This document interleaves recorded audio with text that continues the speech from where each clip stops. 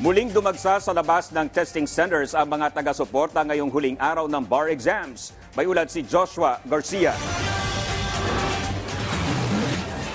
Iisa ang panalangin ng mga magulang na examinees lalo ngayong huling araw ng bar exams 2023 ang makapasa ang kanilang mga mahal sa buhay nang masulit lahat ng pagod at sakripisyo na ginugol sa pag-aaral. Gaya na lang ni Bonifacio at Ed, kapwa galing sa malalayong lugar at matyagang naghihintay sa labas ng University of the Philippines. Kwento nila, ito ang kanilang paraan para iparamdam ang kanilang suporta sa kanilang mga anak. Na makapasa. Yun lang dasal namin na makapasa siya. Dapat na dun sa listahan after November. Yan lang yan lang panalangin namin palagi na of all the sacrifices niya. Mas lalo siya. Of course, nandun na, magiging Mr. HHUI. Okay. Diba? Matatandaan na nagsimula ang bar exams nitong nakaraang linggo.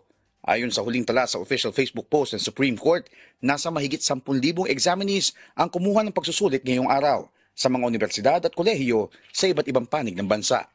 Inaasahan naman na lalabas ang resulta sa Disyembre ngayong taon. Joshua Garcia, para sa Bayan.